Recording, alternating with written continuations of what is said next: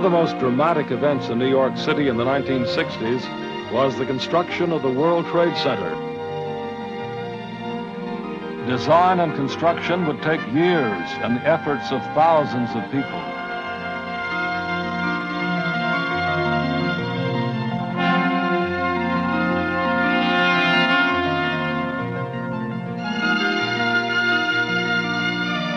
A project of this size created enormous challenges that demanded the use of dramatic new engineering concepts.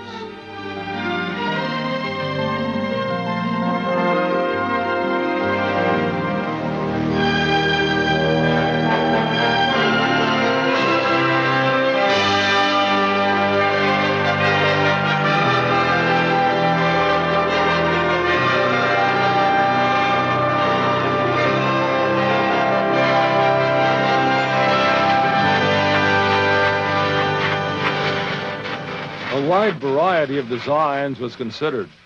Final plans called for a complex of low-level buildings surrounding two 1,350-foot towers, the tallest ever built. Their great height was made possible by the use of load-bearing walls. Extremely tall buildings were traditionally inefficient, since huge amounts of interior space were taken up by structural supports and elevators.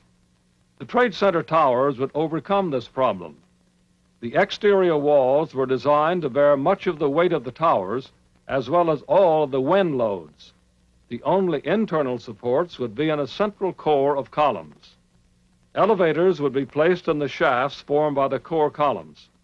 To further conserve space, the towers would be organized into 3 zones served by express elevators. Local elevators would run within each zone. These engineering considerations determined the tower's basic design: sheer, symmetrical walls rising without setbacks.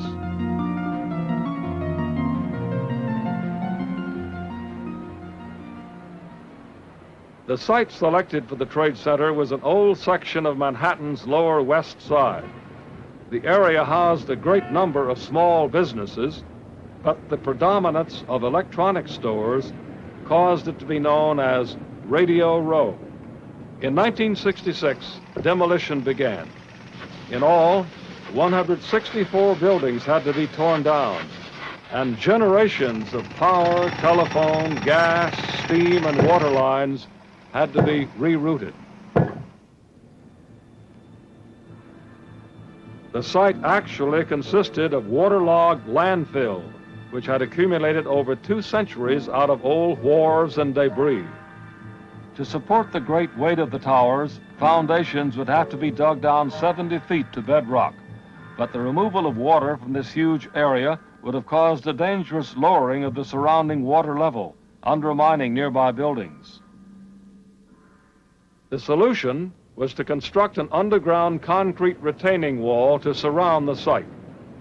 This was built with a slurry trench method, used for the first time in this country.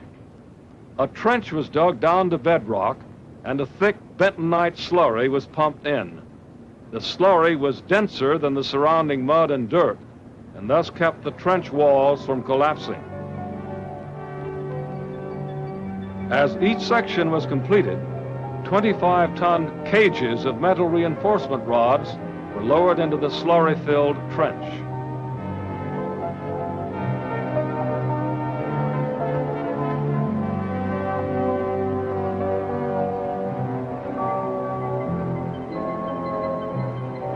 With the cage in place, concrete was poured in.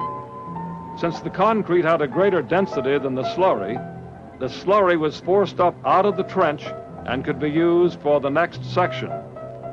In this way, an underground wall was built completely sealing the site. Excavation began. As each section of the slurry wall was revealed, workers drilled holes through the wall and casings were pushed through down to bedrock on the far side. Steel tendons were then inserted through these holes and socketed into bedrock, bracing the wall against external pressure.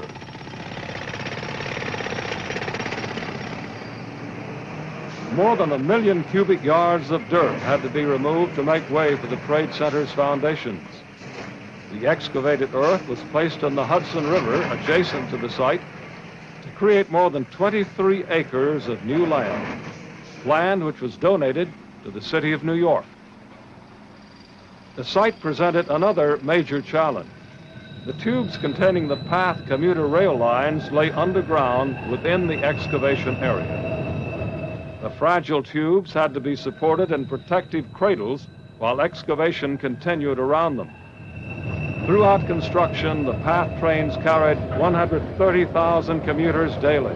At no point was service interrupted. 7 stories down, bedrock was finally reached. Foundations for the towers could now be prepared.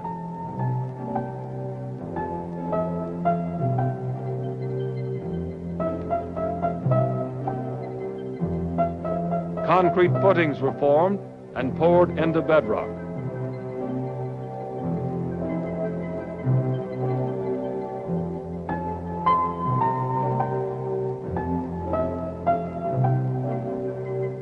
Massive assemblies of steel beams called grillages were laid on these footings. Each grillage would anchor one of the load-bearing tower columns.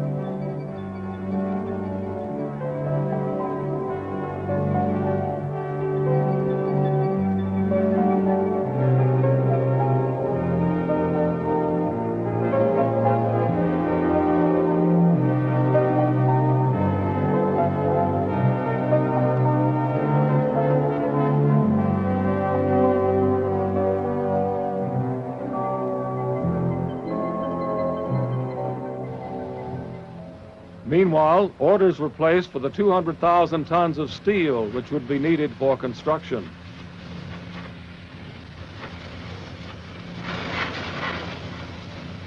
Individual pieces were prefabricated and rarely interchangeable. Moreover, there would be no room to stockpile materials at the construction site. This created a tremendous logistical problem. Steel sections would have to arrive at the site in the exact order and at the exact time needed. To meet this challenge, Port Authority engineers used a computerized system known as Critical Path Method, or CPM. CPM would coordinate every aspect of construction, track the flow of materials, and minimize any delays.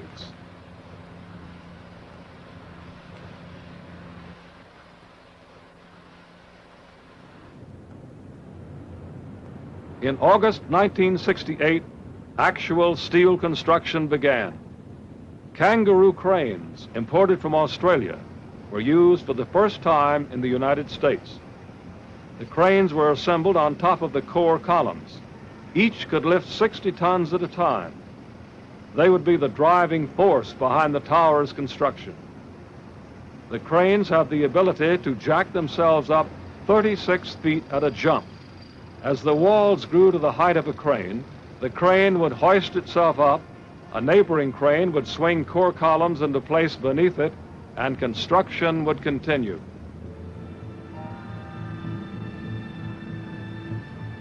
"70 feet up at street level, steel trees were put into place around the perimeter of the towers. These trees would transfer the load of the exterior wall to the more widely spaced columns now anchored to bedrock.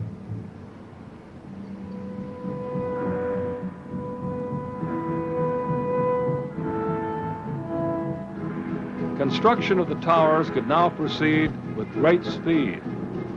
3 basic elements were used: 2 or 3 story high sections for the load-bearing wall, massive steel beams for the core columns, and floor sections to span the 60 feet between core and wall. Through the complex orchestration of these structural elements, 3 floors could be constructed in 10 days.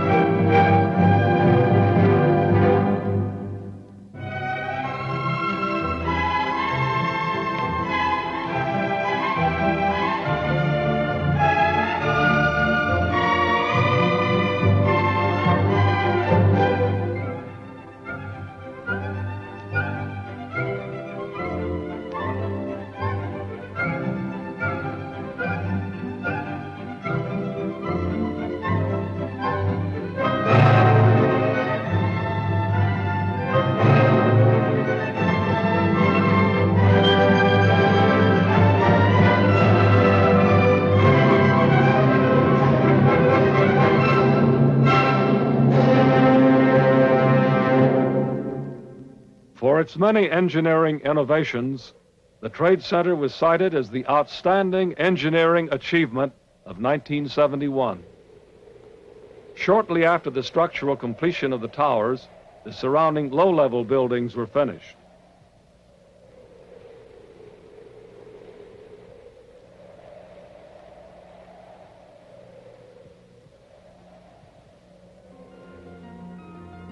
A final addition to the North Tower was a 360-foot television antenna erected in 1978.